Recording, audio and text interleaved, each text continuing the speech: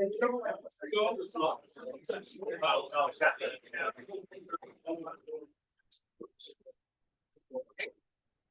evening, everyone, and welcome to the regular council meeting for Wednesday, January 5th, 2025. This is our first year back from the holidays and New Year, so welcome back to everyone. That's good luck when that happens. I do want to acknowledge that we are on the unceded traditional territory of the Comox First Nations people, traditional keepers of the land. And I do want to congratulate Chief Nicole Rempel, who is now going to be the chief for the next 2 years, and really thank the outgoing Chief Counselor, Ken Price, who we've had the privilege of working with over the last 2 years. I just wanted to say it will be great working with their new council over the next 2-year term. So we have a addition to the delegations, which we just need unanimous consent for. We have the Murrayville Community Association, Craig Freeman, and possible Edwin Grieve as a third delegation this evening. If I can just get a motion to add the delegation. Moved and seconded. Any questions or comments on that addition? All those in favor? Opposed? And that passes unanimously. So that delegation will be on C, or the third delegation this evening. If I can get a adoption of the agenda for this evening. Second. Moved and seconded. Any questions or comments on the agenda this evening? All those in favor? Opposed? That passes unanimously. Thank you. So we'll move into our delegations this evening. Our first delegation is from the Comox Business Improvement Association, and they will be presenting their proposal on the Business Retention and Expansion Program, or BRE program. So we'll have Barb. Hi, we'll just get the mic there for you. You're not loud enough for online, Barb. Maybe.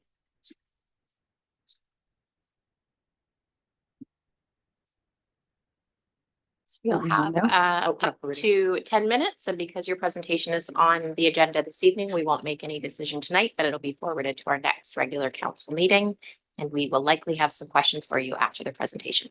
Oh, great. Thank you. There we go. You have the slide deck, don't you? Somebody's running that.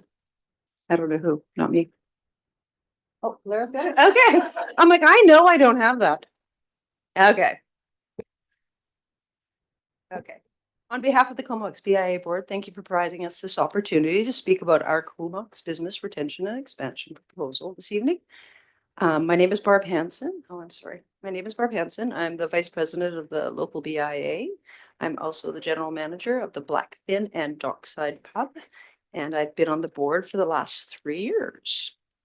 We have a 9-member board, and with us this evening, we have Sharon Neville from Comox Marina, and David Kuhn from the mall, and myself, and I don't think anybody else is here.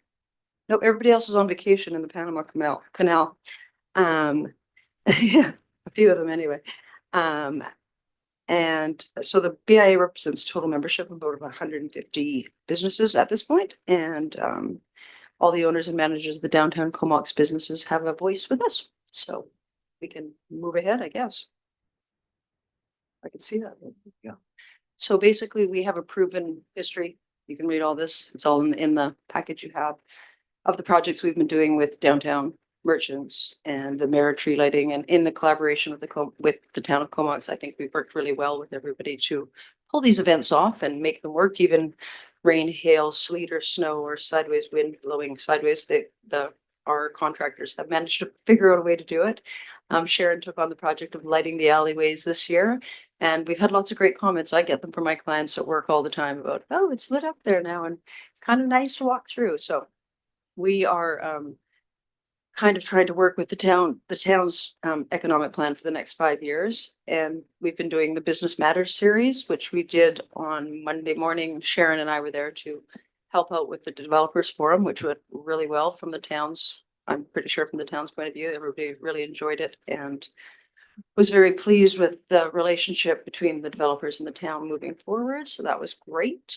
And we're in the process right now of our BIA renewal, which should come up, I think, somewhere between February to February, there we go. See, Lara knows all. Yeah, so moving on. Oh, you did already, sorry. Glasses, no glasses, it's difficult.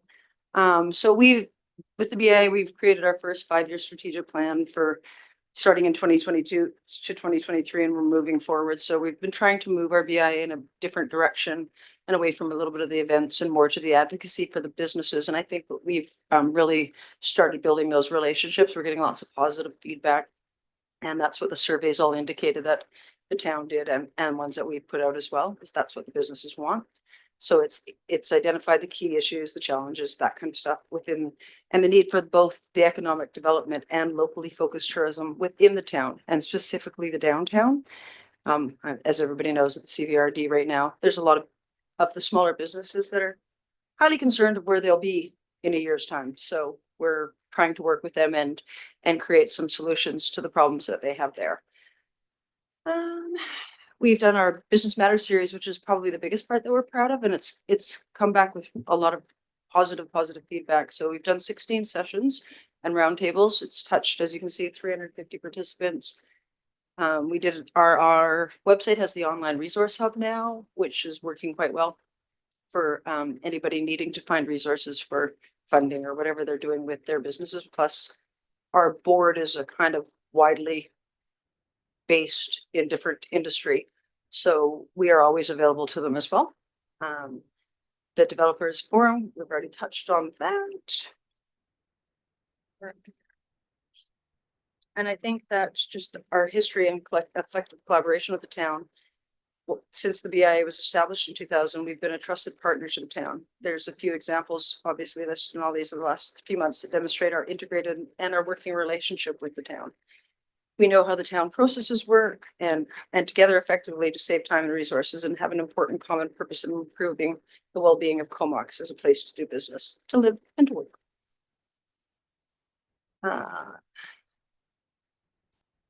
We, for the BRE, we are definitely trying to support a range of economic development and tourism-based stuff for the downtown through the Business Matter series. I think everything else on there is pretty straightforward. Yeah, I guess just to reiterate that we think we have a really great working relationship with the town right now, and that we are set up to do the BRE support for the Business Matters, through the Business Matters and the rest of the programs that we're putting into place for the local businesses. Oh, that was just with Dave. What else I wanted to say in my part of this?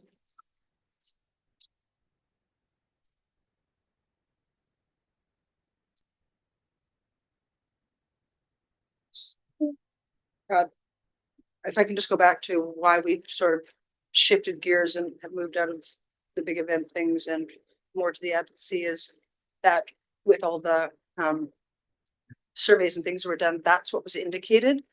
So that was part of our 5-year plan, is to move ahead doing what the membership wanted and to identify the key issues and the challenges of the business community, which, you know, they've said that we need definite tourism driven things here and stuff. So we are working on trying to formulate plans like that to put that into place. That's why we feel like the BRE is something that we're already doing and that we would like to continue moving forward.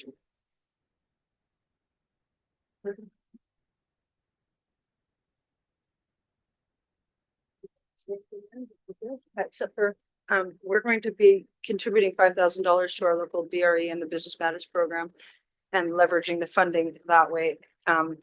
So the funding levels for the town are the 13K that we're asking, and then it goes down, not up, which is, I'm sure, something you're not used to. For consecutive years, we have a wealth of knowledge on our board, and we're pretty good at using people, as you saw at the developers forum. You know, we'll volunteer to do and push those things forward. And everybody has some contacts and access to sometimes getting things for a lot less than what the general contractors should cost for those kind of things. I think that was it on that one. Okay, so while the BIA has been undertaking these activities, council and staff have also been tackling complementary focus areas, leveraging one another's efforts. Council also held a strategic planning session with the BC Economic Development Association to understand best practices and approaches for local BRE. So the town undertook this extensive survey for their ECDEV strategy and downtown action plan, and there was like 450 responses and 800 engagements, providing the town and the BIA with a clear understanding of the business challenges and opportunity. So the ECDEV strategy and downtown enhancement action plan outlined steps in our thing of tactics and paths to take to support the economic well-being of the town. Included the recommendation that the BIA undertake BRE due to hyper-local understanding of the issues specific to Comox business did come out of all of those surveys and stuff. So there was support for us moving forward. The proposal you have in front of you includes support for a range of economic development, tourism, BRE initiatives for businesses such as the Business Matter Series, the interviews of the key sectors within the business license database. It's kind of structured to bring local knowledge from the BIA board and members to all the Comox businesses. And it drives focus on business training workshops that benefits the town's small business, retail, tourism operators, development sector, F&B, airport, marine gateways, which we're hoping to elaborate on and start to build those relationships this year. I've had several chats with Mike. And the BIA will contribute that 5,000, and we're hoping that the town will contribute to what else we're asking for. And I think that which just to say that Comox business lead action is support to ensure Comox is a strong independent business, employing existing and the workforce now and into the future. We believe our program will support this.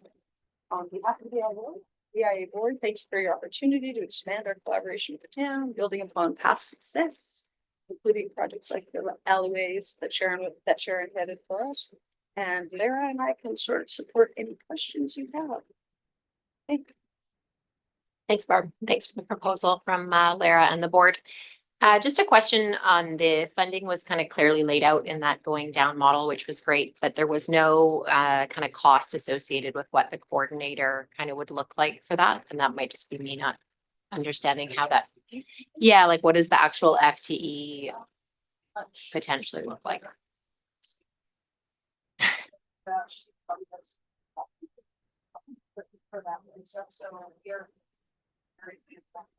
That's where the leverage knowledge most of us in there, and it's also that's why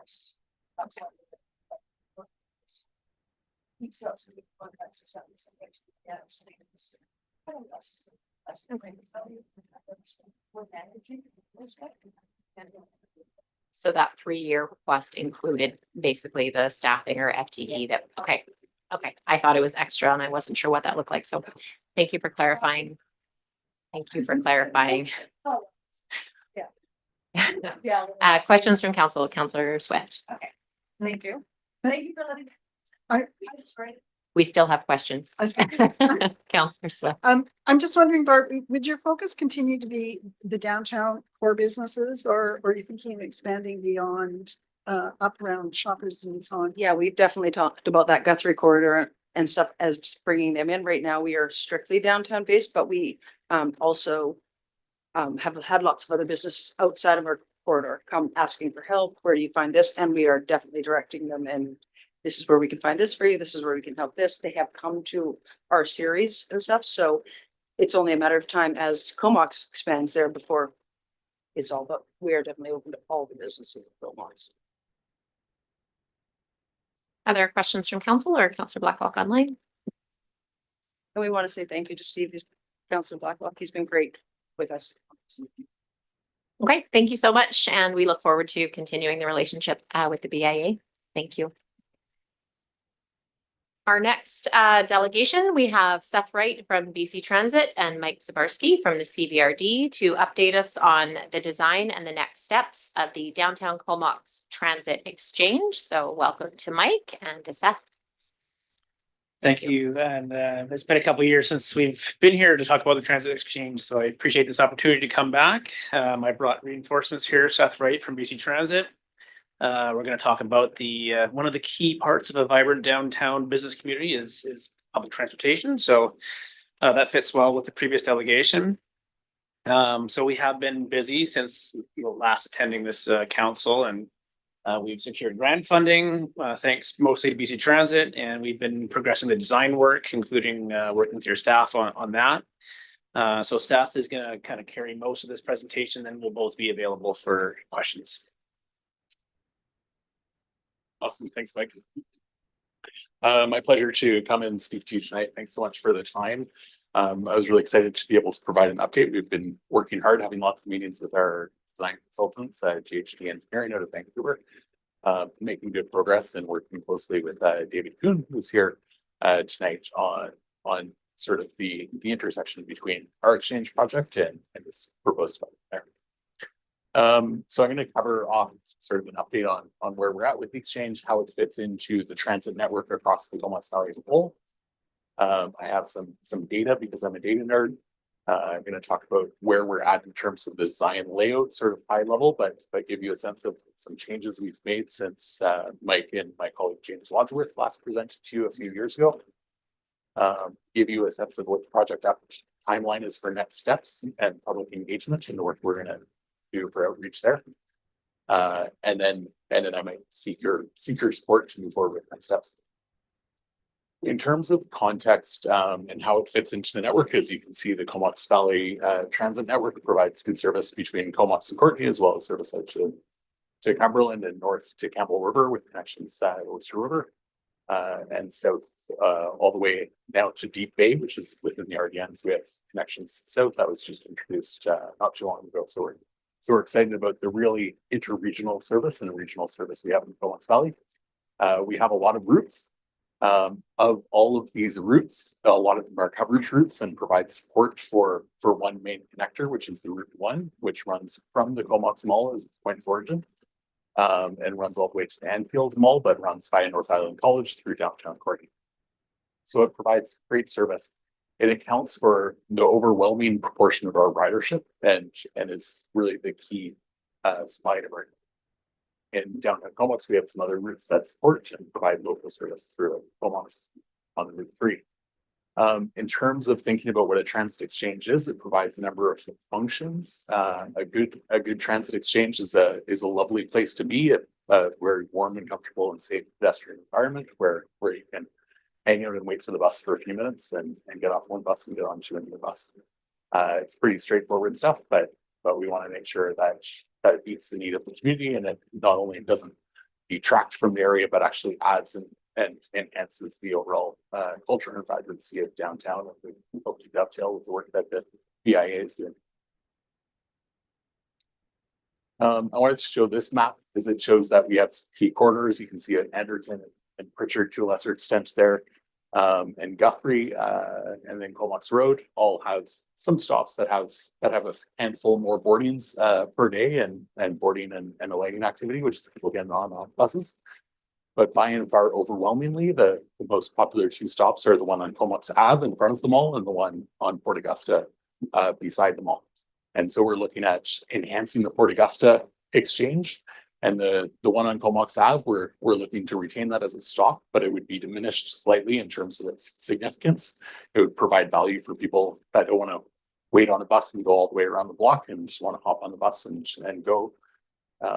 But ultimately, we're looking to enhance that section of Port Augusta that's already functioning as an exchange, but really building it up and making it a beautiful place to be and wait and give more space for buses to be so that we can accommodate future expansion and growth of our network. So I put up this picture, which is from this Urban Systems consultant report back in 2020. And this design shows two bays adjoining or in front of, at this time, the mall parking lot, but perhaps in the future, the development proposed by David Kuhn here, and two further up Port Augusta. We have heard, and we went back and looked at the feedback we heard from this council table a few years ago, and they said you said there was a preference for having the center of gravity a little bit further up Comox Avenue. So we've taken that and worked with your staff at advancing that as a change in the design. But ultimately, back in 2020, your council provided approval in principle to move forward with this design. So we've worked from this as our foundational design.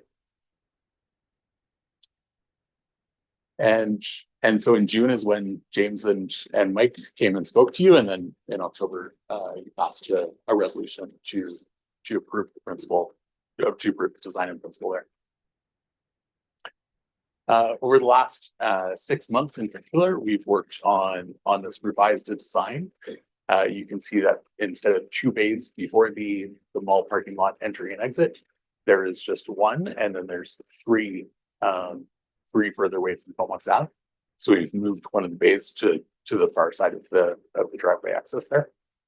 Otherwise, it's largely the same. This is the 30% design drawing. We're a little bit past the 60% design drawing, but that drawing gets to be very engineering and technical and a lot of numbers and lines and details. It's fundamentally the same. I think this gives you a good sense. We might move the shelters a little bit. We're looking at opportunities to add bike racks and lighting and some details like that. So they're not detailed in the design, but ultimately those are definitely pieces that we're looking to locate as part of the design. We have worked and we're really excited about this improvement, which is pretty major improvement from the shelters we have there to really our gold standard of shelters, which are these large T4 shelters. You might have seen them in Victoria or elsewhere.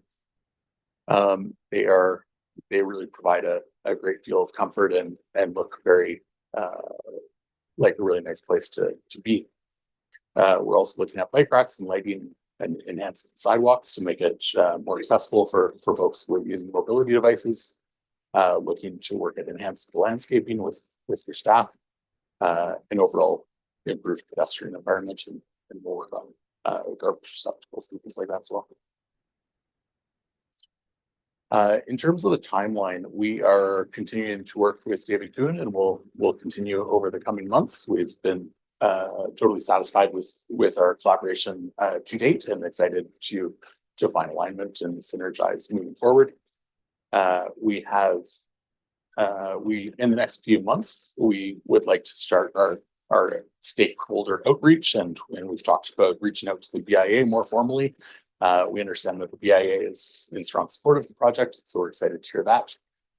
We have developed the BC Transit project website and we have a couple marketing outreach communications pieces. So we've developed a postcard and a supplementary letter to distribute to business owners in the immediate proximity of the exchange, just to explain the project, give a sense of timeline and what we're doing. So in the next steps, we're going to be looking at sending out this postcard and letter to the immediate owners. We seek your support today. We're going to be working through the final stages of detailed design from 60 to 100%. We'll take into account any feedback we hear from yourselves with the BIA. We're going to be developing a maintenance agreement with CBRD and hopefully with the town. We will be working on scheduling construction. We'll be working around the timeline of the sewage conveyance project to minimize impact effectively. And we'll continue engagement. So we'll continue a marketing and communications campaign to let people know what the localized impact on traffic will be to the area and minimize that impact. And ultimately down the road, we'll invite yourselves to celebrate the completion and come and cut a ribbon when we're able to open exchange. That's the presentation. Mike and Harry are here to answer any questions. Thank you very much, Seth. Questions from council? We have Councillor Grant. I'm just wondering, like we started this project in 2021, I think you said, and we're about 60% done. So can we look forward to another 4 years before we open this, or are we months away or years away, or what's the timeline? You put me in a delightfully awkward position. I'm going to That's fine. identify that we did that work with Urban Systems. That was before my time. Yeah. When I joined, this was an application. The period that it was a grant application was quite a long period. So we were waiting for quite a long time to hear back from senior levels of government for approval for the funding. Ultimately, this is one of the 5 exchanges that's part of this overall project for the Comox Valley to update also the downtown Courtenay and Anfield and the Oyster River exchange, as well as North Island College. And so this just took a while to get funding approval, and then we're able to line up GHD, and we've hit the ground now where we've achieved a much stronger clearance, and we're much more confident we'll be able to get something start to get the ground in the next year or so. Yeah, about 12 months before, is that? Yeah. Is that pretty much what you're saying? Yeah. Okay, perfect. Thank you. I think the chart said 1 year construction, 2 year final, like fall 2026 maybe. Counselor Hazlet. My question was around the construction timeline as well. And just really once construction started, how long until everything? Sounds like that's. If the community engagement was something kind of at this scope, what type of concerns would you normally get from residents outside of really just a couple of parking spots? I'm just kind of curious with the bigger public engagement, like what concerns we would maybe hear back from or that you would hear back from? Typically we hear concerns around parking, around sort of community impact. I think in this location, we have a huge advantage that's already a bus exchange. People are already familiar with what that means and what that feels. And so it's not a major change for the community where we're taking away 20 parking spots. That obviously has a more significant impact, which isn't the case here. So I think that I expect that we want to do our due diligence and reach out to the community and say, this is what we're doing. And so people feel consulted and appreciate that. But I think ultimately the likelihood that we'll come back with any significant input is pretty low. Sounds good. Yeah, I can see that being minimal in that situation. Were there a question, Counselor Swift?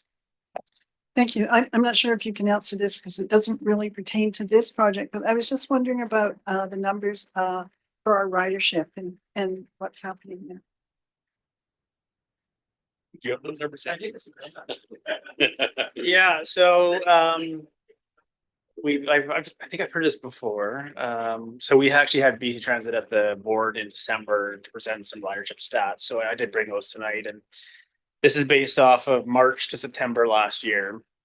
So not the entire year, but overall we had 716,000 boardings and alightings, so getting on and getting off in the entire network. And then of that, Town of Comox represented 141,900, so almost 142,000 in the entire town. And you saw the map earlier showing that primarily is at the Port Vesta exchange. So is that showing any increase, Mike? I noticed more people at the bus stop, so I'm just curious if it's starting to take hold. Yeah, it definitely is, and we've seen that year over year, except for with the COVID-19 impacts on ridership and a brief impact earlier this year with the transit strike. But it's been growing year after year. We've seen continued improvements to the bus service itself, but also the transit infrastructure, and that I think is really helping to bring people into transit. Thank you. Any other questions from council on the transit exchange? Okay, thank you so much, Mike and Seth, for joining us Thank tonight, and we look forward to those updates. So we will ask Craig Freeman from the Merville Community Association and Edwin Grieve. Thanks very much. I must say, thank you so much, Madam Mayor and Council. It's great to be up here and look across the table at all the smiling faces of my colleagues. I'm here basically as moral support to the Merville Community Association. We have the president here, Craig Freeman, and we have Fiona McQuillan, who's going to give the presentation. So I'm just here, as they say, as some moral support, back them up. And I do think you'll find it very interesting, this proposal. So I'll turn it over to Craig. Thank you, Edwin. Hello, councillors. Just put my notes down here. So the Merville Community Association, the MCA, has come to ask the members of the Comox Council to seriously consider the idea of relocating Shakesides, the heritage home of Max Lang, from the McDonald Wood location in Comox to the site of the Merville Hall in Merville. And my name, as Edward said, is Craig Freeman, and I represent the MCA along with Fiona McQuillan. She's another MCA director, and she's the PowerPoint wizard here. The MCA, a little bit of background, was incorporated in 1948, and the hall was built in 1952. Since its inception, the hall on its 3-acre rural site has hosted community gatherings, dances, sporting events, weddings, political rallies, and festivals. Today, the hall rocks with concerts, contra dances, successful Christmas markets, the famous Garlic Festival, and even a vibrant pickleball contingent. Now, in 2015, a 100-year-old church and a 75-year-old manse were moved by Nickel Brothers to the MCA grounds. Both buildings were slated to be demolished by the new owner of the property. However, when the MCA expressed an interest in preserving the buildings, they were sold to the association for $1 apiece and subsequently moved by Nickel Brothers. The two buildings, once on the site, were thoroughly renovated, and in 2019, the Merville Hall Church and Manse were the center of the 100-year celebration for the Merville community, which was founded in 1919. Today the church is often rented for events, and the manse houses a full-time Montessori school. So the MCA anticipates that the Shakeside building could be placed on the Merville Hall grounds, renovated and brought back to former glory as a museum to celebrate Max Lang's considerable environmental legacy and to complement the other heritage buildings on the site. The MCA has succeeded before, and we believe it can succeed again. Moving Shakesides to the MCA grounds would save yet another unfortunate building from being demolished and added to the vast amount of perfectly good material that is currently going into landfills. And we know that landfills everywhere are over capacity. They're expensive to maintain and to remediate, and they are contributing to global pollution and climate change. So moving Shakesides would save the town of Comox demolition costs, site remediation costs, dumping costs, and would create a way for the town of Comox to receive some recognition as a greener council. In fact, I feel and we feel that moving Shakesides to the Merville Hall grounds would benefit the whole of the Comox Valley. Now, I'm not too sure about the slides. No, this slide here shows where the building could be moved to on the 3-acre site.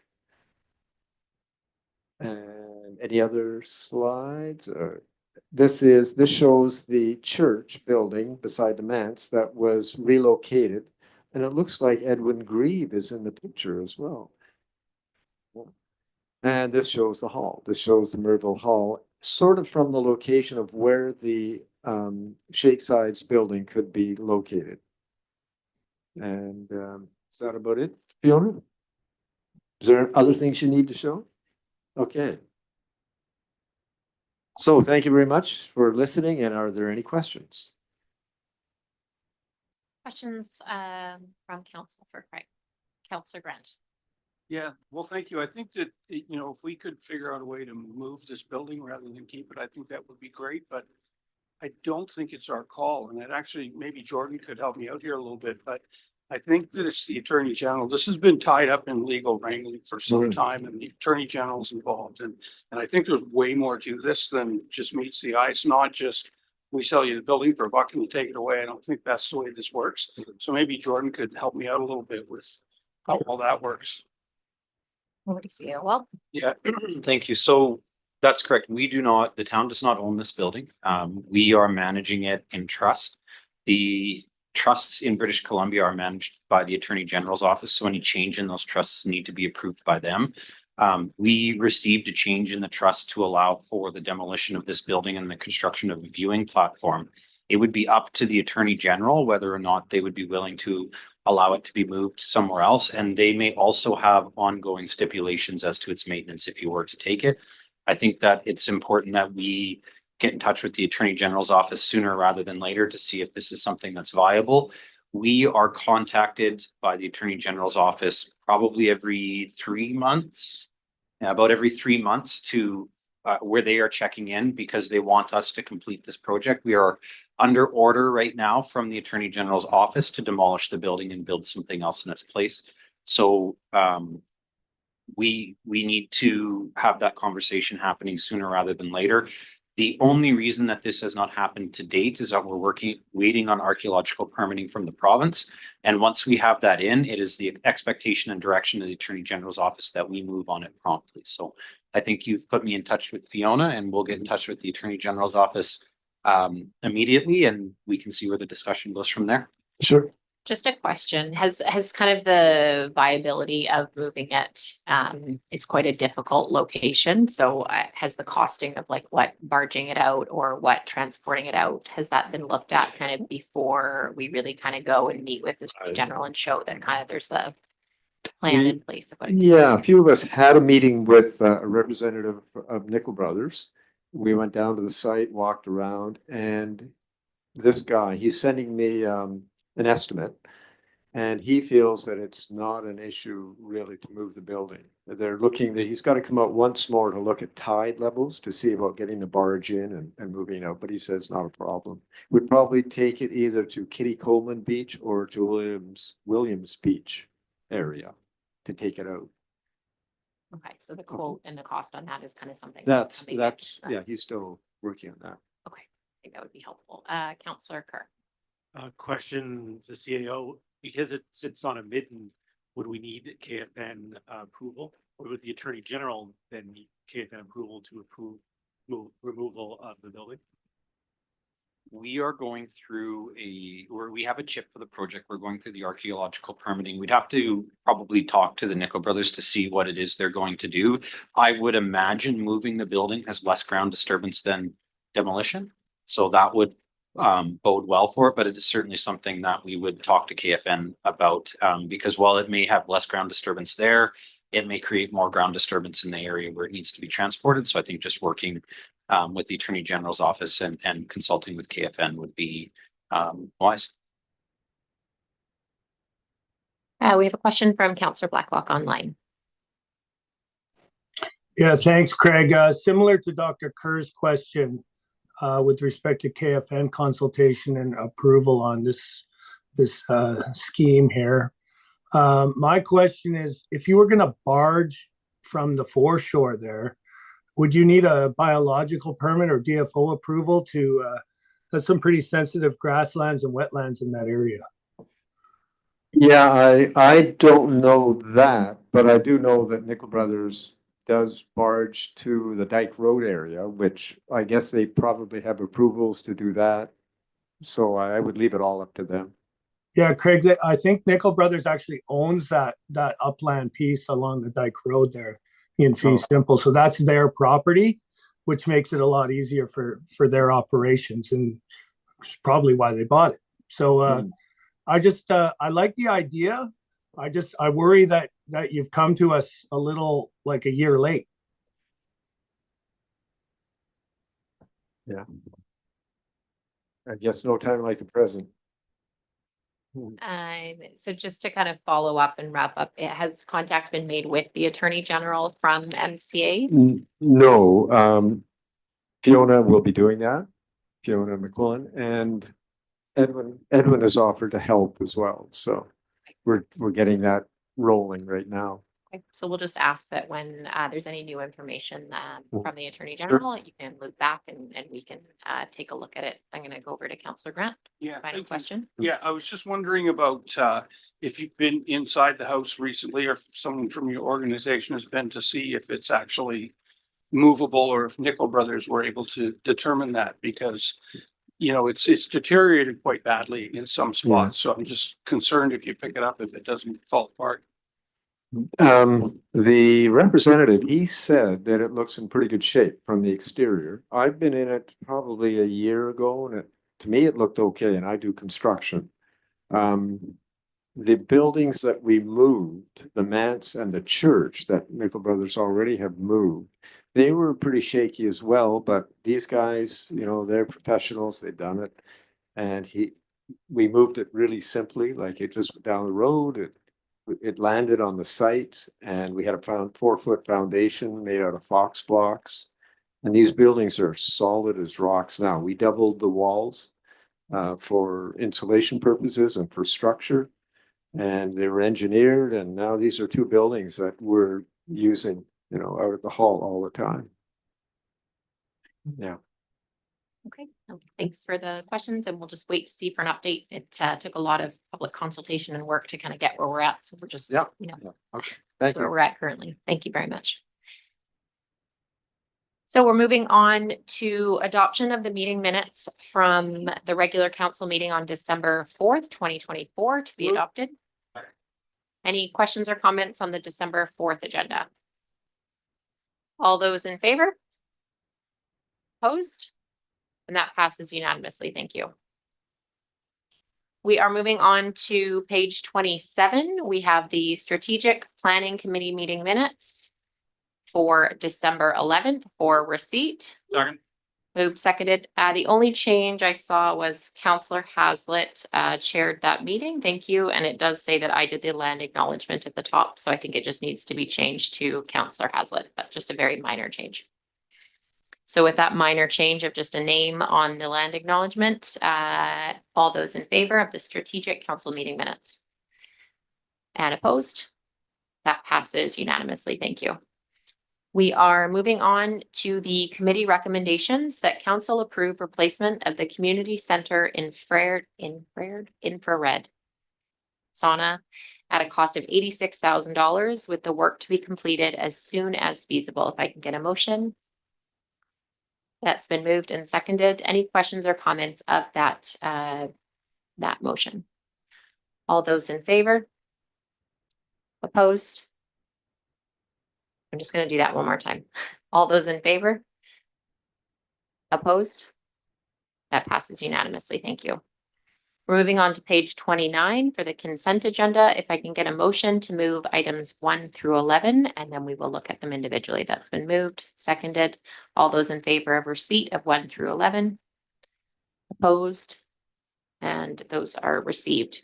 So for items, you just need a seconder to pull items out one at a time. Are there any items that council would like to pull out there? Councillor Hazlitt. Move 8. And a seconder for Second. 8.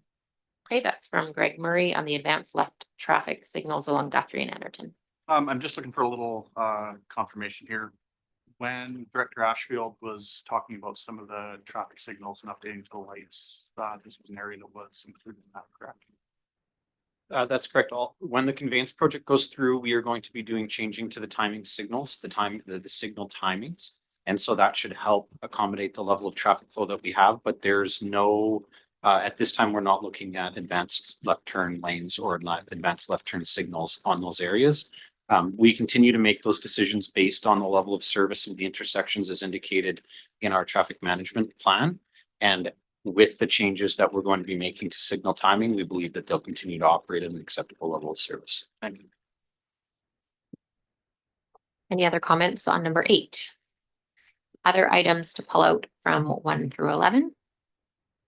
Councillor Mayor. Thank you. I wanted to talk about the budget simulator number 11. That's been moved and seconded, and it's open. Awesome, thank you. It's actually maybe a question for staff if there has, if they have ever looked at that, or if that is something that would require like a council motion to consider. Hi, if it's something that council wants us to do, we require a council motion. I have looked at it. I have used it as well to see sort of the value in it. I would say that this year in your budgeting process, you're going to be presented a special project for us to bring in a new budgeting system. That I would believe is of critical importance that we install this new budgeting software. I think the cost of it is going to be somewhere around $500,000. And for us to go through that and have that new budget software in before we move to bringing in something like this. Okay, future wish list item then. Thank you. I would agree. I wrote down 2026. It would be a super helpful tool if we get our software on there. We have Counselor Grant with a new. Yeah, I was just wondering if we could somehow figure out, I think it's Courtney that's got it and how many people are actually using it. I know in the past, we've had something online once or twice and hardly anyone looked at it. And then we used to have open houses where we had the budget all ready to go and no one would come. So we kind of got away from it, right? But if Courtney's having big success, then maybe that's a different story. Any other comments on the budget calculator letter from the city of Courtney running the calculator? Okay, I'll just pull out number 6, which is on the elected officials forum. Yep. I just wanted to point out that that is coming up on January 23rd, and it is on emergency preparedness and emergency management from the Emergency Operations Center. And we do just have until the end of this week to RSVP. So that council of the whole meeting is Thursday, January 23rd, which is next Thursday, 11:30 to 4:30. So if you haven't RSVP'd for that but wanted to attend, you have until Saturday to RSVP, oddly enough, on the date. Any questions or comments on that meeting or any information? Perfect. I just wanted to flag that that was there. And if I can pull out number 5, which is the elementary school letters. Everyone had a chance to read those. Those were pretty moving. I just wanted a quick permission on that class just to have a card sent to them saying we received the information and a short letter just saying some of the things that are happening in the valley, as some of them had clearly stated they hope to hear back from us. And I think it's important when they took the time to write those letters that we do a personal card response. Everyone's good? Maybe not. Possibly. I do like cards. Okay, there's no motion needed for that. I just wanted to check that we'll do a hand to that. Other items from 1 through 11, Councillor Kerr. Number 10, please. 10 has been moved and seconded on the AED at pickleball courts. Yes, just a question for staff, maybe even the chief, if possible. Thank you for sending that letter, chief, following up with the Pickleball Association. Just wondering if there's any update on whether they're going to be able to keep that locker open while the courts are in use, if the AED is available. The association feel that that was possible. I'm going to go through to Chief Through the Sharman. chair, yes, we've met with the pickleball people. We've changed the lock on the door, so it's now a combination lock, which is a easily identifiable number with phone numbers so they can phone. Also, they've been asked to unlock it for tournaments or any larger play like that. There's been some confusion up there whether they even had an AED, but of course they've had one for a couple of years and access to it. We're improving signage up there. We've got signage coming tomorrow for the building. Thanks, chief, for your leadership on this and for all of the AEDs in the community. Appreciate it. Thank you. Thank you for that. Any other items from the consent agenda 1 through 11? Okay, so we're moving on to page 65 under unfinished business. We have the report on the homelessness and affordable housing supports and regional transportation. And then we have the item summary there. As of December 4th, 2024, RCM James Warren, CAO of the Comox Valley Regional District, presented initiatives to address housing affordability, including creating a housing corporation and a non-market housing master plan. He also proposed amending the transit service to a regional transportation service to enhance multimodal transportation and regional connectivity, with next steps including an AAP for the proposed bylaw change, which of course the transportation did not go forward, but the housing AAP has gone forward. So we are looking for receipt and then if there's any motions. So receipt has been moved and seconded. Any questions or comments on receipt? All those in favor? Opposed? And that is received. And I believe this is where we would also have discussion on that item that was motioned. I thought there was a motion last meeting. Can I get clarity from CAO Wall? There was a motion to add a motion to the agenda, which required unanimous consent, and unanimous consent was not reached. Just for clarity, at this meeting with an under unfinished business, there's no requirement of unanimous consent to move a motion on the item. Of course, okay. So are there any motions to do with that unfinished business? Counselor Swift. Thank you. I know, we're going through the AAP process now, and there's been some good, advertising in the newspaper regarding this. But everybody that I've spoken with is very concerned about the cost of going forward with this initiative. So, there's no doubt that there's a problem with affordability, not only in our community, but across the province and across the entire country. But municipalities complain about downloading, and now we're trying to accommodate it. I really would hope that the initiatives would be coming from the provincial government and the federal government, where they have access to more funds that would be more consistent across the country. I don't believe that we can really fix affordability, and it shouldn't be coming out of our property taxes. We're going to face increases in our property taxes just to keep our level of service going as it is. So I would suggest that I'd like to make a motion that given the change in the scope of Service 450, that Comox initiate a service review with the intention of withdrawing from the service. And if this would be supported, I know we're collecting money from the development community as developments go forward.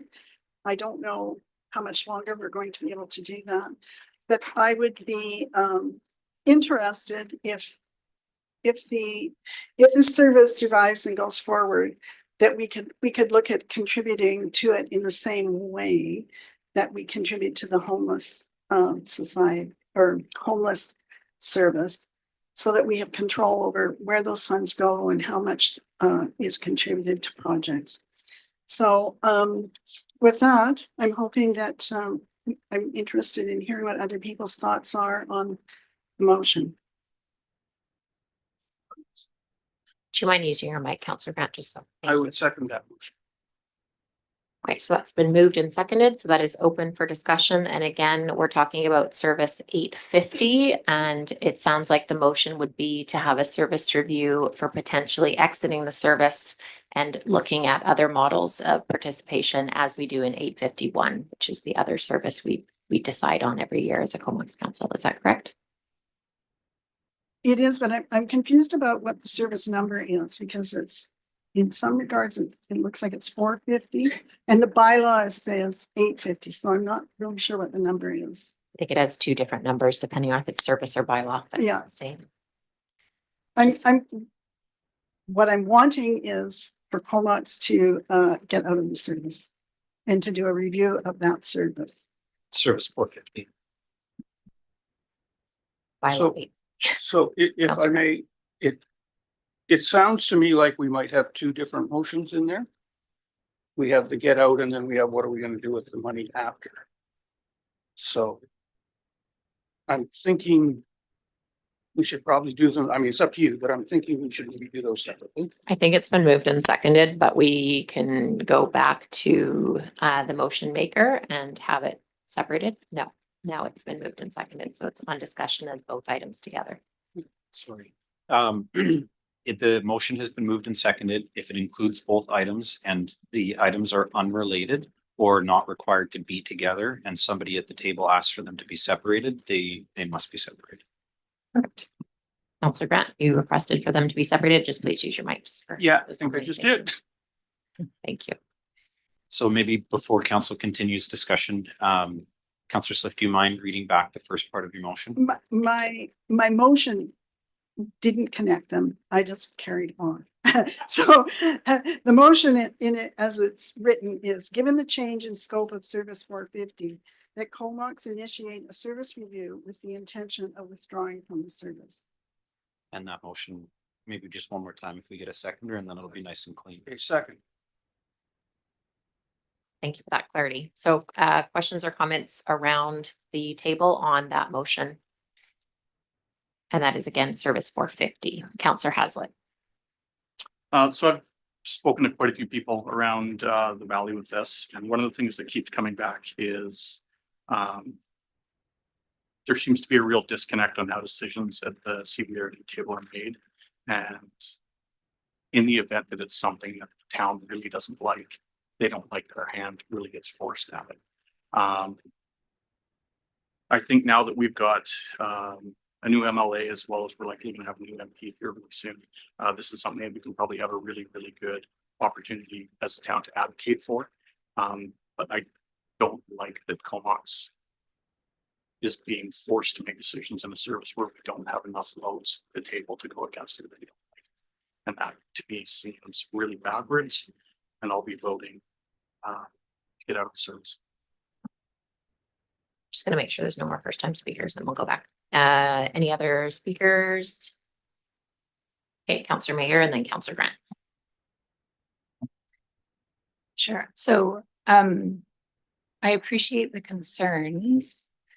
I wonder if there are, to me, pooling funds for this in particular feels really important. And I also suspect that we would have better luck securing provincial and federal funding, especially based on a bunch of those examples that were provided to us, like Victoria Housing Corporation. So what I wonder is if to address those concerns, we could explore ways to address the governance issue, if that could be a way to stay in. So some examples of what I think that could look like would be stipulations that any increase requires explicit consent or possible veto. It could mean requiring a minimum percentage of funding or housing units guaranteed for development in Comox. It could mean incorporating a housing advisory committee that would have equal representation from all municipalities. It could mean a voluntary opt-in for additional contributions. I think there's lots of ways that we could do it, but to me, being at the decision-making table is really important. Thank you. We have Councillor Brent. Yeah, so I think when you get to governance, I mean, I can go back. I know this was a problem for Jim Brass, for Paul Ives, for me, for Tom Grant. Like, it just seems every time we go there, the governance is an issue, and there doesn't seem to be any way to ever straighten it out. So, you know, in this case, we're sitting there and they're now found a way to force us into a service. And then we basically open our checkbook up to them and say, take it, because we can't stop them from doing what they want to do. And it's gone on long enough and hard enough that I think we need to get out of this service. And if at the end of the day, we have a bunch of money in our housing fund, we can always give it to them or use it if they have a good project, just like we do with everybody else. I'm talking to the public out there, and people aren't coming in asking for a form, they're asking for 10. Nobody wants to be in this that I've talked to yet. And so I think that getting out of this service is probably the best thing we could do. And over the years, it has been that way. And it really bothers me that they found a way to get an old defunct service, bring it back to life, force us into it, and then take the money without us having, not even asking. They don't even ask us. They just come and do it. And you know, that just tells you a whole lot about where this is heading. And I can see the money come 5 years from now when they actually get their plan organized, because they don't even have a plan, that this could get really expensive really fast. And this is not something that I think that local government should be involved in. This is purely a provincial and a federal issue. And if we start taking on this, we're just taking the taxes.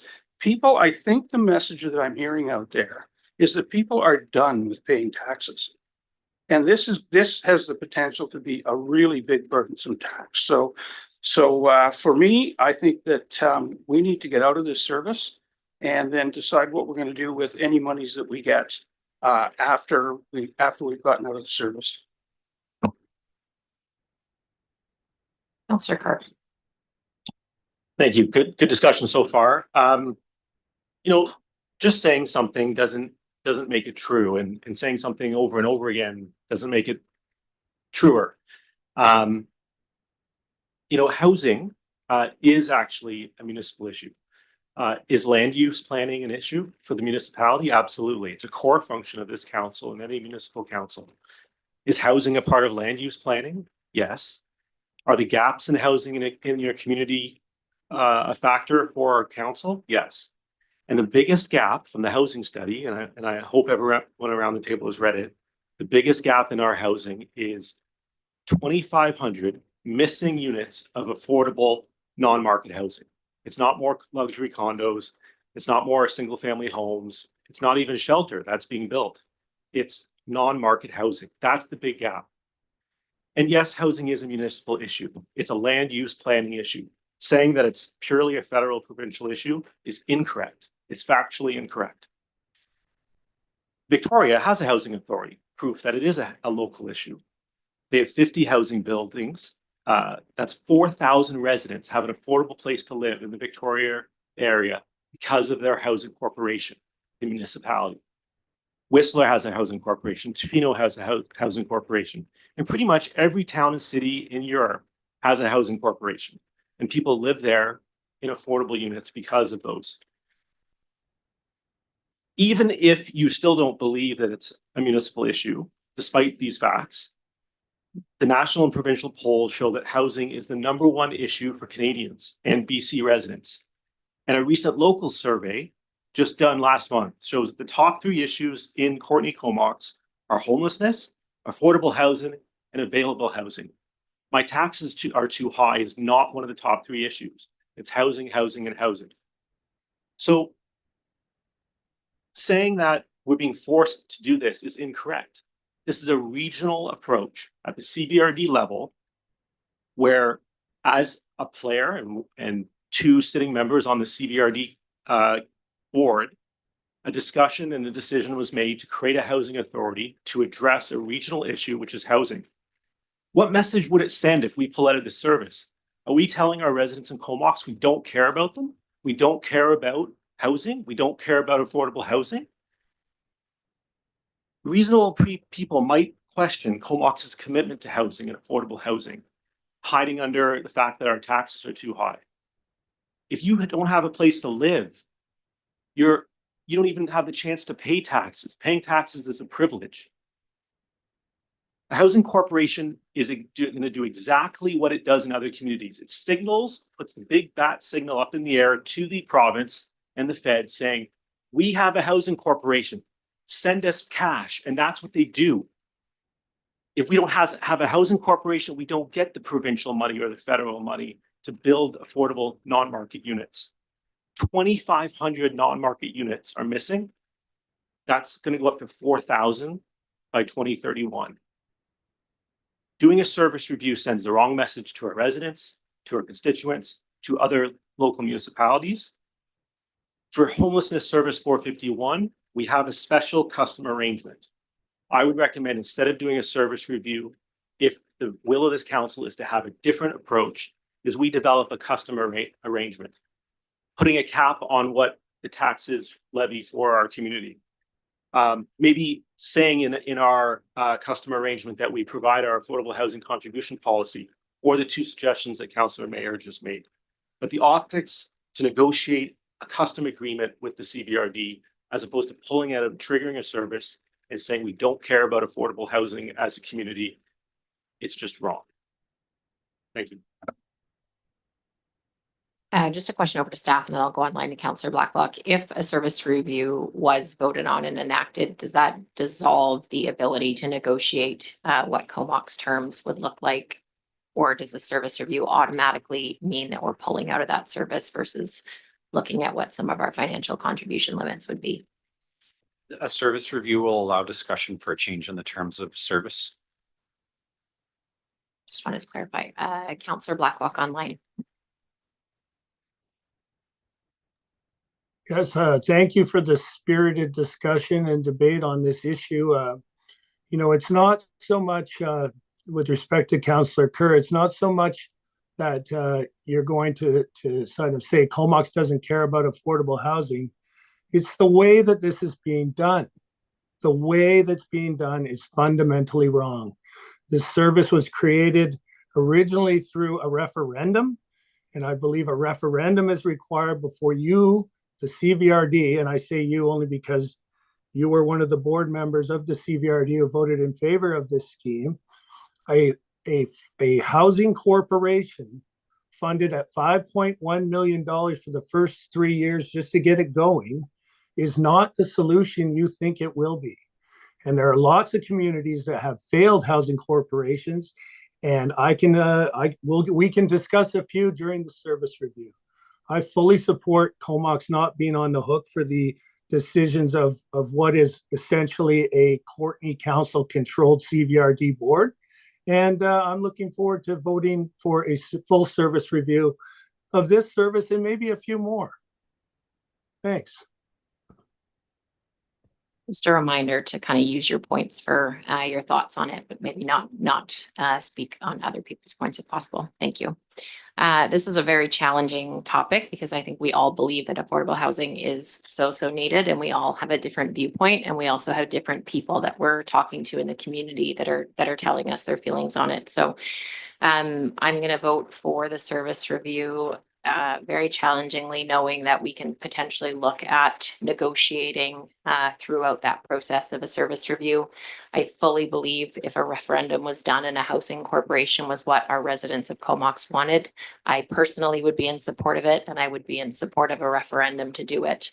But outside of 1 week before the AAP, them coming to Comox Council, there really has been very low consultation on a very large change to the scope of a service that had intent to do one thing and now is going to do something very different. So it is very challenging to do a service review on something that is so needed right now. But I think that we needed to be brought on board in a bigger way. And the intent and hope is that a service review may do that, where we get to have a discussion on how Comox participates and continues to support affordable housing, but not in such a change of scope to a service and the intent of that service. Is there any other questions or comments before we vote on the service review for Service 450, Bylaw 850? Councillor Mayer. It's really just a comment and an ask, because it sounds like this is going to go forward, and I will vote against it. But I just feel like we have to have a plan. And if we're not going to do it in a coordinated way with the other municipalities, we need a plan. That's it. We need a plan and a voice. All those in favor? CAO Wall is going to make a comment before we vote. So we'll put our hands down. CAO Wall is going to comment. Yeah, so I just want to be clear for council. So going forward and next steps is this motion is providing direction for the town of Comox to initiate a service review with the intention to withdraw from the service.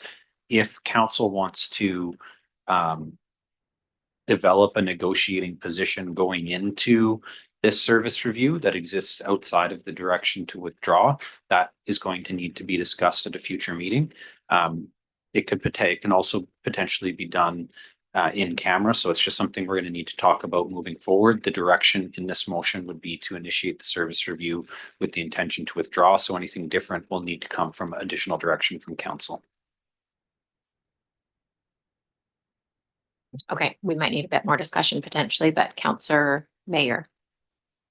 Yeah, just a clarification from CAO Wall. So are you saying that if the intention, maybe I'm just saying it back to make sure I understand. You're saying we need an additional motion if actually we would like to negotiate the terms of our participation in the service rather than withdraw, or even in the case, so one of the ideas that has been suggested is that we have a different agreement. So you're saying we need an additional motion to have any kind of different agreement or negotiation about our participation in the service. The motion that you have right now is to initiate a service review with the intention to withdraw. So often the service review will take place with elected officials at the table. And if this is the only motion that's passed, those elected officials will be at the table of the service review with the intent only to withdraw. That doesn't mean that through conversation, potential other solutions can't come back for council to review. All I'm saying is that right now, this motion is not to go to the service review and discuss additional governance models or potential compromise positions or anything. The direction in this motion is to initiate the service review with the intent to withdraw.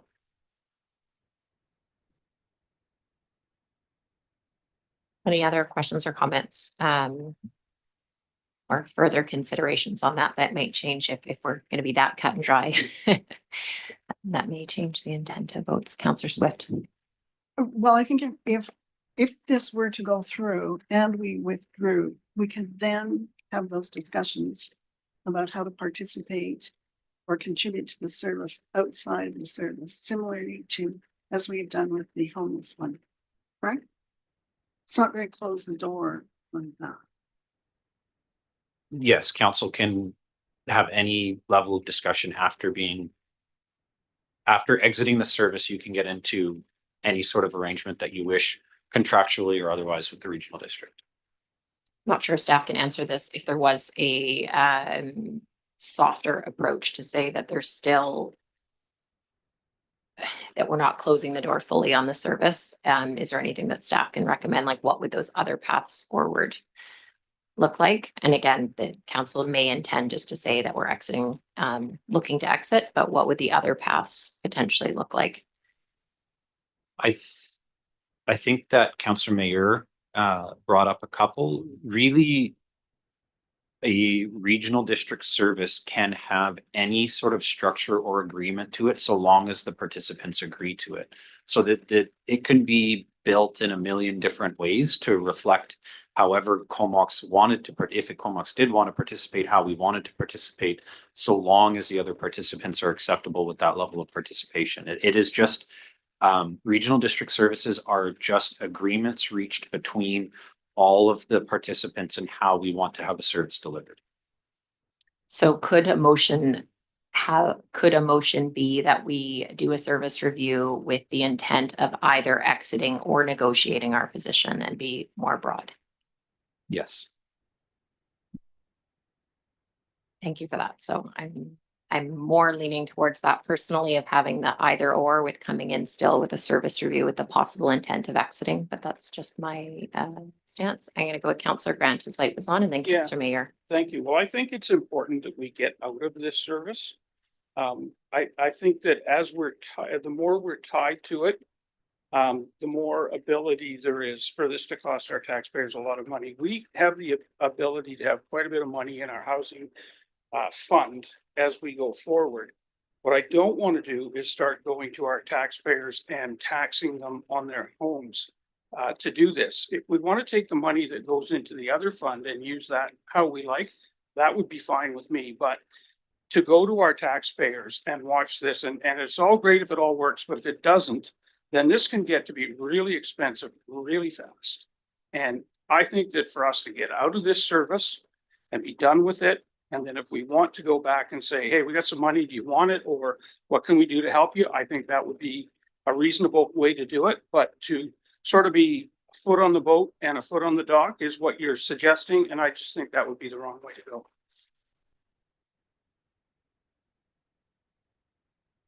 Any other questions or comments? Oh, sorry, Councillor Mayer. Apologies.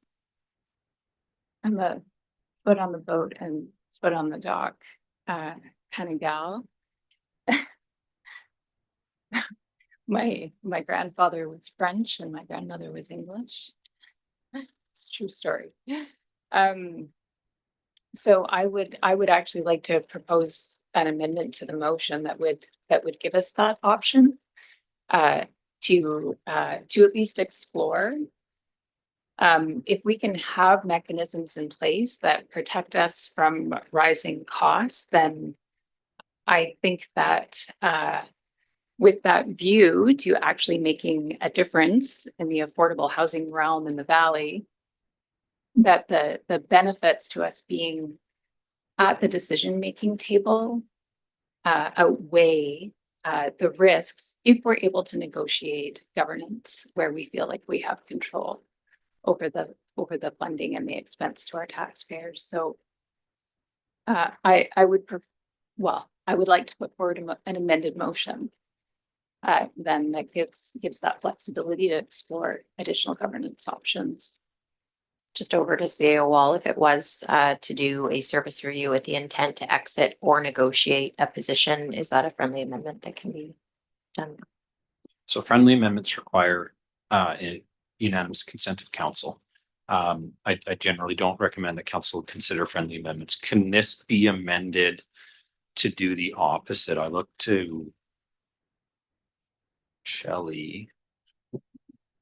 I mean, ultimately, it's up to the chair whether or not this is an acceptable amendment or whether or not this motion should be voted on and then a different motion introduced. Director Russman, what are your thoughts? I think the motion can be amended just by adding a couple of words to withdraw or renegotiate. Okay. I think the motion can be. I was just looking up, and I apologize, I'm not up to speed on regional district service review. So I was looking at that a little bit, and it seems like there might be two separate processes. I could be wrong. It says regional district service review is a formal process to help regional districts and their partners review the terms. So this is regional district service review to review the terms and conditions of existing service arrangements. And then it says there is also a process for service participants who wish to withdraw. You generally need to, from my understanding, and I think it's not anything council needs to worry about. We can figure out the exact process moving forward. But generally, the province wants, generally you enter the service review, and when the service review fails to produce a result amenable to the participants, then you're able to withdraw. And that's the process that it goes through. With that wording, though, that makes it sound like there is the negotiation at the beginning, if there's some discussion. The intention, again, that this is not my area of expertise, but the intention of the province is that there is a dispute resolution process, which is your service review prior to allowing withdraw. That doesn't mean that you have to go in with intent to find a different way to make the service work. And this is a unique situation as well, because this is talking about a major change in the service, which this jurisdiction may not want to participate in. So again, I want to just maybe push that out of council's mind. We'll make sure that we go through this in the right process in the right way. Right now, what council is doing is you are determining your negotiating position. Is your negotiating position that we are withdrawing? Is your negotiating position that you're withdrawing, but you're open to other potential solutions? So if you feel like it's okay to put that amending motion out, the amending motion has been forwarded by Councillor Mayer to add withdraw. What was your the language? Explore alternate governance models. So if that is seconded, it'll be put on the floor and that amending motion will be debated. Okay, I will second that motion, as I think as a regional partner of the other communities that we have a lot of work to do. I think we should at least be looking at what that could look like and what our caps could look like. So I would like that softer approach from my perspective. So that's been, the amendment has been moved and seconded. So now it'll be open for discussion. So that was just with the couple words added that we would also be open to exploring solutions. Councillor Swift. I still prefer that we negotiate outside of the service. So my preference would be that we get out of the service and then we see how we can contribute to it from outside the service, so that we're not brought along into things that we are not wanting to be in. So I still like my original motion. I think it's cleaner and clearer. Thanks for those comments. We have Councillor Mayer and then Councillor Grant. Thanks. I've heard a lot of discomfort with governance at the regional district. And I really think this could be an opportunity to actually find some pathways to address the issues, not only with this service, but with other services. If we can actually suggest governance that would work for Comox here, we might be able to address the issue with other services. So I just want to reiterate, I think being at the table, we have way more influence and we can actually make positive change. Councillor Grant. Yeah, so I think that with this, if we get out of this altogether, the possibility that we could wake up one day, 2 years from now and have an epiphany and go, oh, we had it all wrong. We can always get back in. That's always an option. So I think that what we're doing here is we're watering down our emotion a little bit to get where we already are. So it really isn't making a lot of sense to me because we can always get back into this if we want to.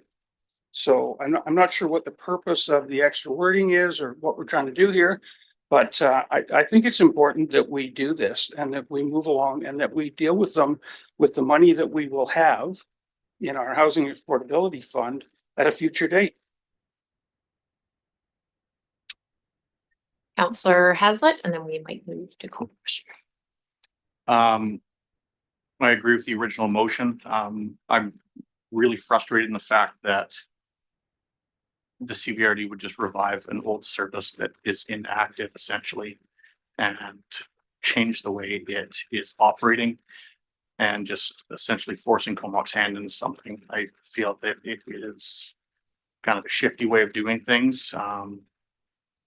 I understand negotiation can take place for what's moving forward, but I think it's really important that Comox sends a clear message to the CBRD that we don't want things to just be pushed aside or pushed along in the night so that if we're not paying attention, we won't see it happen. Again, I agree with the original motion. I think that we should be right out of the service.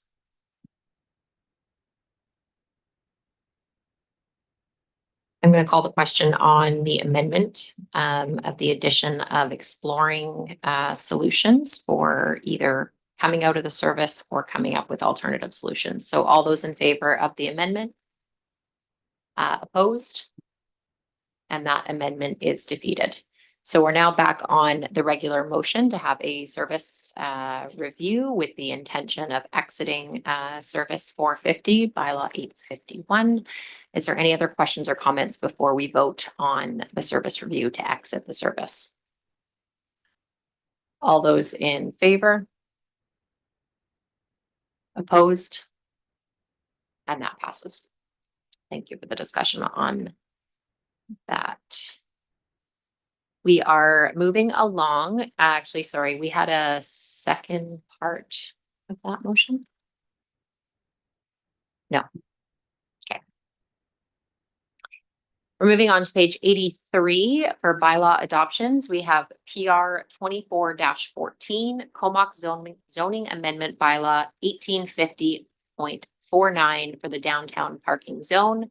That Comox zoning amendment bylaw number 1850.49 be adopted. Moved. Moved and seconded. Any questions or comments on that report? All those in favor? Opposed? I'm just going to do that one more time. All those in favor? Opposed? And that passes unanimously. Thank you. We're on page 86, PR 24-16, Comox building amendment bylaw number 1472.15 for the building permit fees to be moved for adoption. Second. Moved and seconded. Any questions or comments on the building permit fee schedule? All those in favor? Opposed? And that passes unanimously. Thank you to planning for coming up with that new schedule. Moving on to page 89 under new business, we have RZ 24-5 zoning amendment bylaw 1850.50 for 2147 Downey Avenue for first, second, and third reading. Second. Moved and seconded. Just remember to use your mics if possible, please. Any questions or comments on that zoning amendment bylaw? Councillor Hazlitt. Just a comment, looking at all the other properties in the area, it seems that somewhere along the lines, this one was just kept as one really long property that went all the way through to, I believe, Wallace. And I think this is good to getting things back to the way that's consistent with both sides of the property. Yeah, it doesn't seem to have too much effect on any neighbors. Any other questions or comments? All those in favor of first, second, and third reading? Opposed? That passes unanimously. Thank you. And number 2, that zoning amendment bylaw 1850.50 2024 be adopted. Second. Moved and seconded. Any questions or comments on adoption? All those in favor? Opposed? And that passes unanimously. Thank you. We're on page 101 for the information technology and mobile device policies. Number 1, that council policy number CCL-077.0 information technology acceptable use policy be adopted. Moved. Second. Moved and seconded. Any questions or comments on that policy or adoption? All those in favor?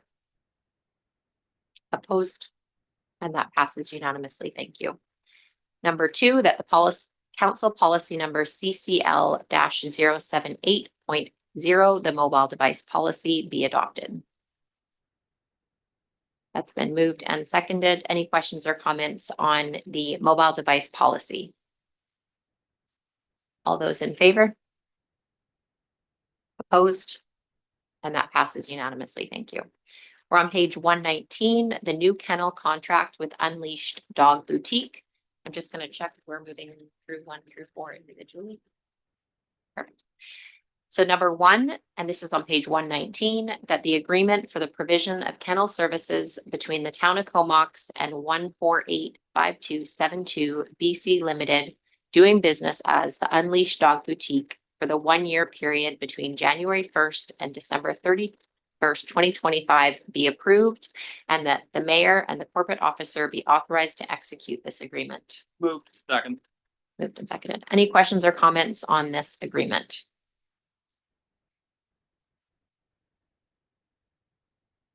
All those in favor? Opposed? That passes unanimously. Number 2, that the dog license and pound amendment bylaw number 13/2022.02 be given first, second, and third readings. Moved. Second. Moved and seconded. Any questions or comments on first, second, and third reading? All those in favor? Opposed? That passes unanimously. Thank you. Number 3, that the fees and charges amendment bylaw number 2016.06 be given first, second, and third readings. Moved. Second. That's moved and seconded on the fees and charges amendment bylaw. All those in favor? Opposed? That passes unanimously. Number 4, that the bylaw notice enforcement amendment bylaw number 2004.03 be given first, second, and third readings. Moved. Second. It's been moved and seconded. Any questions or comments? All those in favor? Opposed? That passes unanimously. Thank you. There are no notices of motion, and on correspondence, we have 4 items there, starting on page 139A. We have a letter from Peter Sinclair, Executive Director of Loaves and Fishes Community Food Bank Society, requesting a second letter of support for their food recovery and distribution center in Nanaimo. Is that moved to send the letter or move for receipt? Second. Okay, so that's okay. Sending of the letter has been moved and seconded. Any questions or comments on sending a follow-up letter of support? All those in favor? Opposed? And that passes unanimously. Thank you. On page 140, we have the letter from Janet Martin Lutzer, the president of Comox Valley Ukrainian Culture Society, requesting for continued subsidized access to town facilities, which has been going on for the last 3 or 4 years. I would move that. That's meant to grant the continued use. That's been moved. Seconded. Thank you. Any questions or comments on the request? Councillor Haslett. And just to confirm, there's it's down at the sale building, or one of the 2 sale buildings before the rec center. And in the event do they still have to let us know if they're posting a function there in the event that there's a birthday party happening in the area, or is it just have the access? We are only providing the access if it's unbooked at the time. Any other questions or comments on that access? And the hours were provided by staff of how much they have used it. So thank you for that in-kind information. All those in favor? Opposed? I'm just gonna do that one more time. All those in favor? Opposed? And that passes unanimously. Thank you. On page 142, we have the letter from Steve Cowan, branch president of the Royal Canadian Naval Association, Comox Valley Branch, for permission for the Battle of the Atlantic Memorial Service to take place on May 4th, 2025. And they are looking for use of Marina Park on that date, May 4th, and also that a flyby by the CP-140 Aurora Long Range Patrol happen at as low as 500 feet at 1:25 during the 2 minutes of silence. I move receipt that we grant the request. Second. Okay, so receipt has been moved and seconded. Any questions or comments on that May 4th Battle of the Atlantic Memorial Service? All those in favor? Opposed? That passes unanimously. Thank you. On page 143, we have a letter from Susan Serrata, the Vice President of Pearl Ellis Gallery. There's an email request for improvements to the gallery entranceway and foyer, which they feel is getting a little tired and could use a facelift.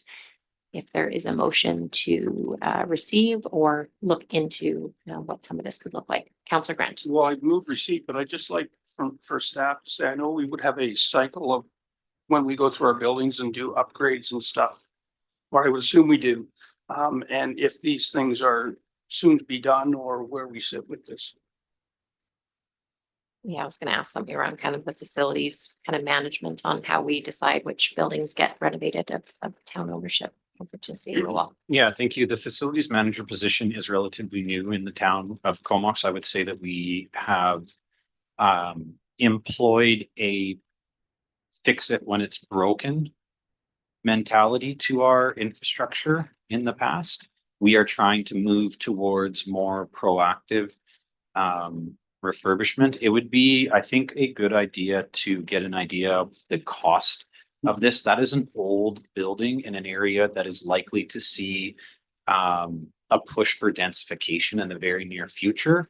If we're talking about a dollar amount that council could live with spending in the interim, I think we can take a look at doing something, but I would be hesitant to invest major amounts of money in that facility at this time. Councillor Grant. Okay, so then I would move that we have staff get some costing estimates as to what these things would cost to fix up. So there's a motion to have costing for those couple items. It's been seconded by Councillor Hazlitt, and Councillor Blacklock has his hand up online. You know, I'm just spitballing here, but there is a lot of 5 Rotary clubs in the Comox Valley that are looking for service projects to help nonprofits in need. And this, you know, does a small renovation to a vestibule is something that I don't know if the town has partnered with Rotary on this sort of thing before, but it may be worth the time for Pearl Ellis Gallery to reach out to some Rotarians, because this is the perfect kind of project for a service club.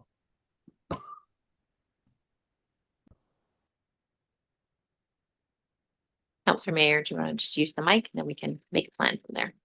Sure. I have a meeting with Pearl Ellis on Friday, so I could suggest that as a possibility. And at the same time, well, I think there would still have to be maybe a staff assessment of what needs to happen. I'm not sure the council really needs to be involved once it goes to staff. Yeah, it's hard to see just from the letter if it's kind of like a $500 to $1,000 project or a $50,000 project. So some further information if Councillor Mayor, you want to be there and potentially loop staff in at some point and report back. So we have a Councillor Grant motioned that we get costs associated. So just checking back in with that. Is that something That motion stands to have staff look into the cost of light repair there. And it's been seconded. Any questions or comments on getting costs for that? But it's not necessarily approved, but getting costs. All those in favor? Opposed? That passes unanimously. Any comment needed from? Okay. We'll move on.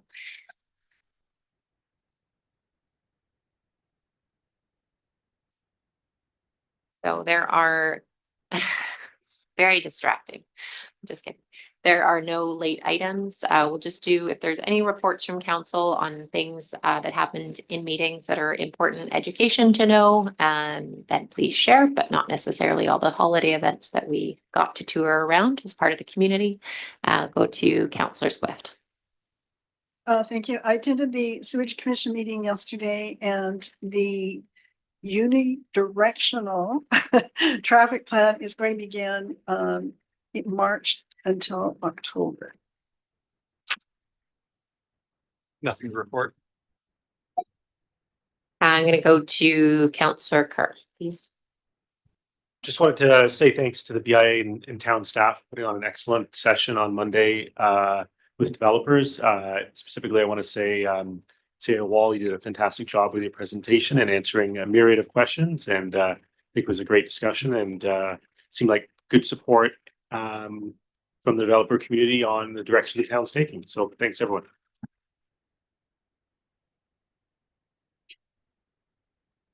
And didn't use your mic. Councillor Mayor. I have nothing to report. Thank you. Councillor Blacklock online. Well, just so you're all aware, some of you may have seen the online advertisement, but as a member of the Community Justice Center Board, I would be remiss if I didn't tell you that we are having a speaker presentation on February, I believe it's the 18th or the 19th. I will forward that information in the minutes, but it is on beyond polarization. So a very interesting topic at the Stan Hagen Theater, given these interesting political times. Thank you. Those are always really, really interesting series. Councillor Mayor has a question possibly related to that.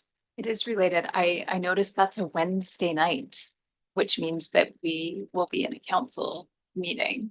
I didn't double check, but I assume because it's the third, it would be the third Wednesday of February. So I don't know what's on the agenda, but I actually wondered if we could shift if there was a number of people who wanted to attend. I know I really did want to attend myself. Yeah, you're right. It is Wednesday. We may need to take that offline and kind of get a figure on what that looks like. I was more mentioning it for the public, Jen, not for us. It's not always easy to move our council meetings, so we'll take that one offline. Sorry, it was February 19th.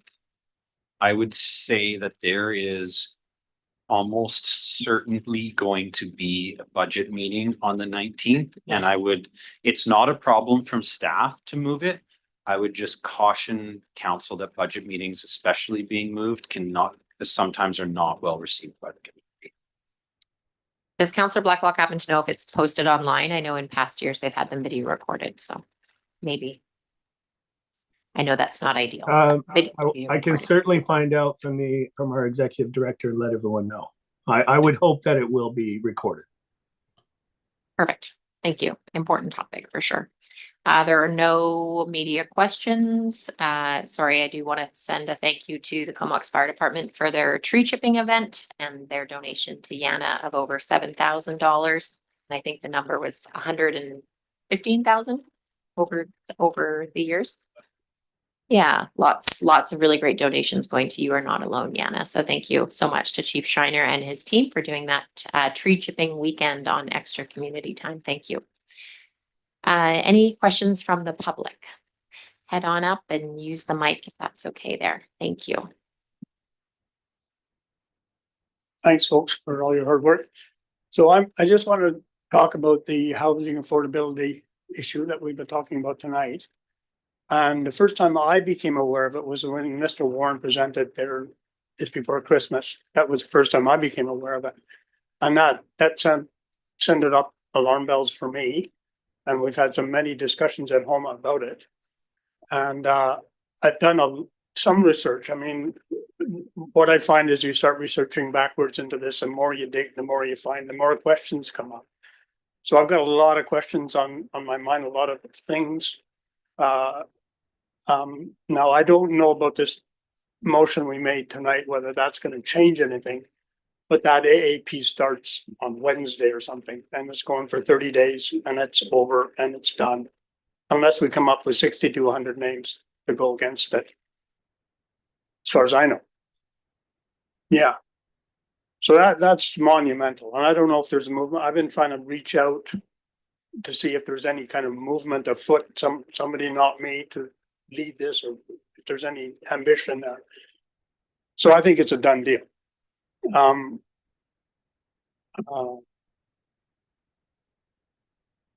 One of the things I wanted to say with respect to our committee members, I mean, this has been in process for a couple of years. It's been building up to this point. There's reports back to 2019, I believe, where they're starting to think about these things and develop the ideas.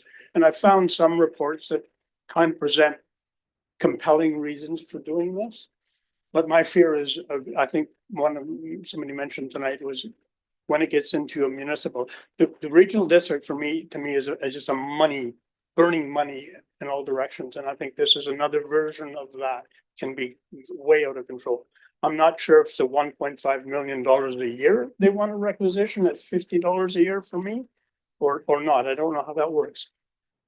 And one of the things in the part of the reason rationale to get here is, and I'm looking at this reports that everybody seems to do, is called the housing needs report.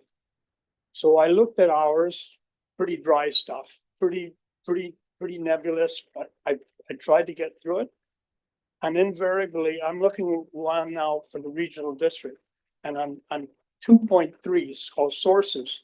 The report references various data sources contributing to contextualizing housing conditions in CBRD. The secondary quantitative data sources utilized including AR, Air DNA, BC assessment, British Columbia Statistics, CMHC Statistics Canada, UBC Housing Assessment Resource Tool.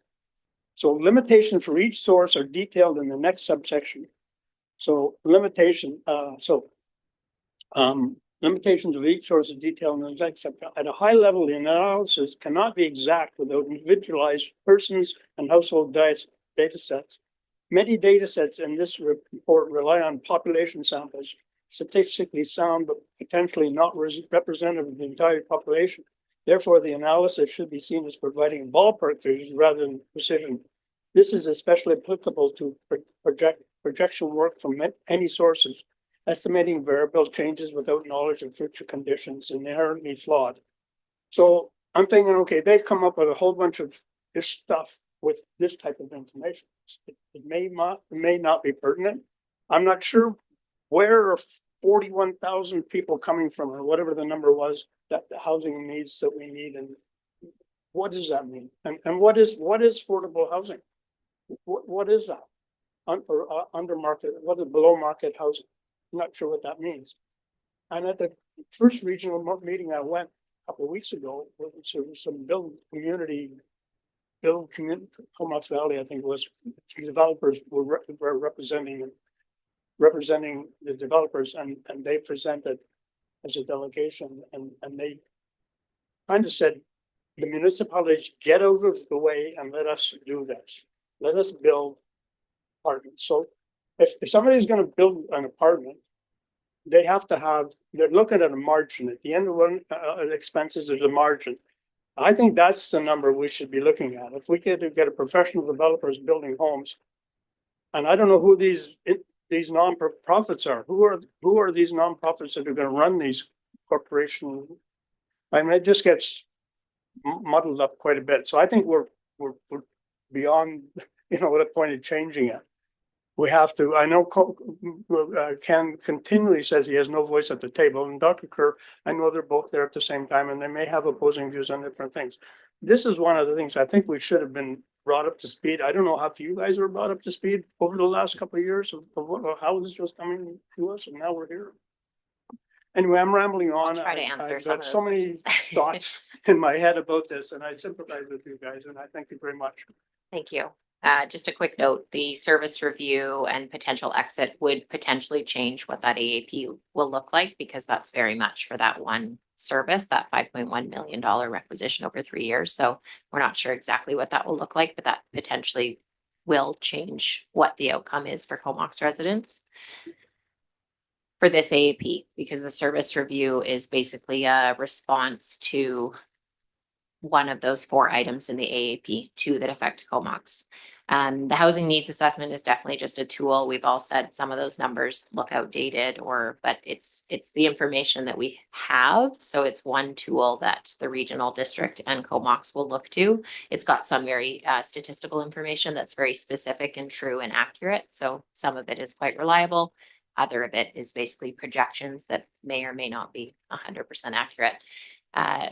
I would say the way that the housing corporation things have come about, CBRD reps may speak differently, but the information that's come out of the AAP and some of the numbers has definitely been something that came out in 2024. So that service was being used for other related purposes for homelessness, land and services, but it's kind of evolved and changed into what a regional housing corporation would look like. So it's not something that's had a ton of discussion up until the last 6 to 12 months outside of what its intention was before. I'm not sure if I answered any of your questions there. But thank you very much. And if there is no further public questions, we will move for adjournment at, oh, sorry, Steve. Come on up and just use the mic if possible, so Councillor Blacklock can hear you also. There's a button. Yeah, Thank this you. is not, well, this is relevant to something, but not necessarily what we're talking about right now, except I have to say this. 2 days ago, I was biking on the Courtney Connector. And it was about 9:30 in the morning. I ran across 2 people. There was a bike there. They were in each other's arms, lying on the ground. And I proceeded by them. But an hour later, I came back. At that time, they were up. But they were both woozy. It was one of the most, I don't want to say heartbreaking, but it was it left such a powerful impression on me to see these 2 people who couldn't really move or anything, but they were just together. And I thought to myself, you know, I'm really concerned about what's going on in Palestine. Terribly. I don't think I can do anything about that. I'm trying. But then I thought, maybe I can do something regarding homelessness. I'm not really involved in that. Now, tonight's discussion gave me different responses to that idea, but so I sent an email to the Homeless Coalition telling them I'm interested in at least trying to do something. And I want to thank all of you here tonight. You have different views. You eloquently stated what you believe. There's quite a diversity. It's very much appreciated. You can do that in our society with courtesy, respect. And I was recently in Arizona for 23 days, and I was glad to come back here to see a lot more of what we had tonight. Thanks. Thank you. That's a lovely way to finish the evening. If there's no further questions, I will move for termination at 6:49. All right. Second, all those in favor? Councillor Blacklock, feel better?